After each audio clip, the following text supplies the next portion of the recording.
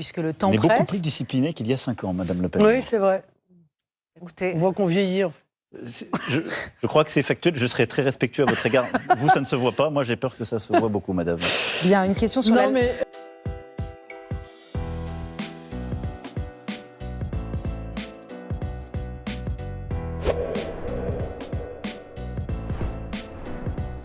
moi, je veux véritablement faire du pouvoir d'achat la priorité de mon prochain quinquennat si les Français me font confiance. Je veux proposer de baisser de manière pérenne, pas des chèques, pas des tickets de rationnement, de manière pérenne, la TVA sur l'énergie, l'ensemble de l'énergie, de 20 à 5,5%. C'est-à-dire, je veux la baisser sur le carburant, sur le gaz, sur l'électricité, sur le fuel. C'est 12 milliards que je vais ainsi rendre aux Français. Une priorité absolue des 5 prochaines années, c'est restituer aux Français leur argent. Et l'ensemble de ces mesures permettra de leur rendre en moyenne 150 à 200 euros par mois et par foyer. Je regardais votre programme, vos 22 mesures. Il n'y a même pas le mot chômage dedans. Ce qui est frappant. Il n'y a pas de problème. Alors, c'est une reconnaissance du travail bien fait pour les 5 années qui viennent de s'écouler. Je vous en remercie. Mais la meilleure façon de gagner du pouvoir d'achat, c'est de lutter contre le chômage. Vous avez été, je pense, l'une des premières responsables politiques européennes, dès 2014, à reconnaître le résultat de l'annexion de la Crimée. Vous l'avez fait pourquoi?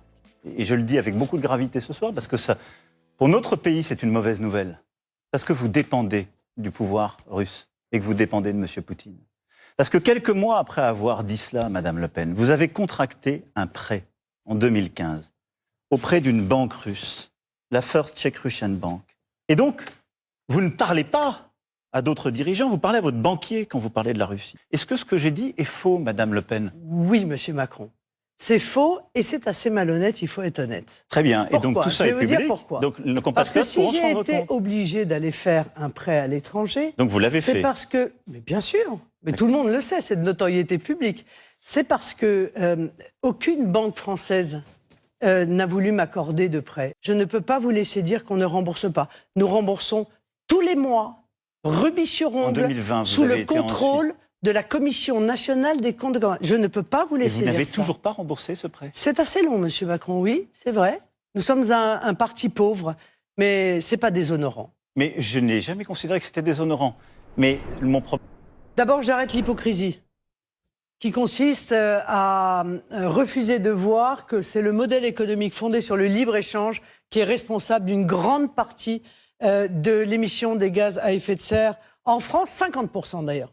Donc on ne peut pas sérieusement dire qu'on va s'attaquer à ce problème en refusant de regarder que c'est les importations qui représentent 50% de ces gaz à effet de serre. C'est la raison pour laquelle je pense que le modèle économique fondé sur le libre-échange, qui consiste à aller produire à 10 000 km pour consommer 10 000 km plus loin, est un modèle qui tue la planète. J'ai donc conçu l'intégralité de mon projet autour du localisme, autour de la relocalisation des productions et des activités. Ça veut dire aussi que l'État doit assumer cette responsabilité. Et assumer cette responsabilité, c'est mettre en place le patriotisme économique. Quand vous parlez de remettre en cause le modèle de libre-échange et de nos importations qui nous posent le plus de problèmes, et en termes de déficit commercial que vous évoquiez tout à l'heure, et en termes de bilan carbone, c'est notre dépendance aux hydrocarbures. Et vous avez proposé la plus grosse subvention aux hydrocarbures possible, puisque vous baissez la TVA sur ces derniers. Je dis juste que votre programme, il n'y a ni queue ni tête à cet égard. Là, on est sur une controverse claire. J'ai lu votre projet, il est très transparent. Vous êtes climato-sceptique. Je vais répondre à ce qu'a dit Emmanuel Macron. Je ne suis absolument pas climato-sceptique. En aucun cas, mais vous êtes un peu climato-hypocrite. Vous avez fait le choix par ailleurs des éoliens, de l'éolienne, pardon, et du solaire. L'éolien étant le pire. Et puisqu'il est en même temps une absurdité écologique, une absurdité économique, une gêne fondamentale pour la biodiversité. Et Marine votre Le Pen. stratégie, elle ne boucle pas. Emmanuel Macron. Si, elle boucle. Je Non, vous elle assure, ne boucle pas. Emmanuel, Et d'ailleurs, il n'y a aucun Emmanuel expert. Macron, Et Marine Le Pen. Elle est appuyée sur une vision. Emmanuel Macron, Marine Le Pen. C'est une vision, Madame Le Pen, mais elle est dans le brouillard. De ben oui, féliciter en félicitations. Moi, je suis contre l'interdiction. Je suis pour l'interdiction du voile dans l'espace public. Donc, il faut libérer l'ensemble de ces femmes, il faut faire reculer les islamistes et pour cela, je le crois, il faut interdire le voile dans l'espace public. Mais ce qui est inquiétant dans votre démonstration, c'est le chemin qu'elle emprunte.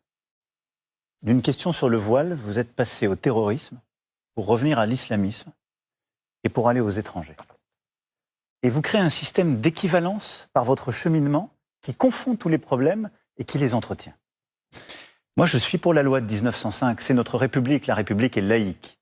La laïcité, ça n'est pas combattre une religion. Et donc, avec moi, il n'y aura pas d'interdiction ni du foulard, ni de la kippa, ni de quelques signes religieux dans l'espace public. Parce que le principe d'égalité fait que si vous rentrez dans cette logique, Madame Le Pen, vous interdirez tous les signes religieux dans l'espace public et pas simplement le foulard. Vous n'avez pas lu ma loi. Non, mais j'ai lu la Constitution française. Vous m'excuserez de cela. Et les lois que vous prendrez, même si vous étiez élu, ce que je ne souhaite pas, évidemment, elles devront respecter une Constitution. Bon. Vous allez créer la guerre civile si vous faites ça. Je vous le dis en toute sincérité. Parce que ça veut dire que vous vous attaquez... C'est très grave ce que vous dites là, monsieur. C'est très grave parce que ce que vous proposez C'est très grave parce que ce que vous dites, c'est qu'en réalité, les gens n'accepteraient pas de se soumettre à la loi. Ce que vous dites est très grave. Je vous le dis.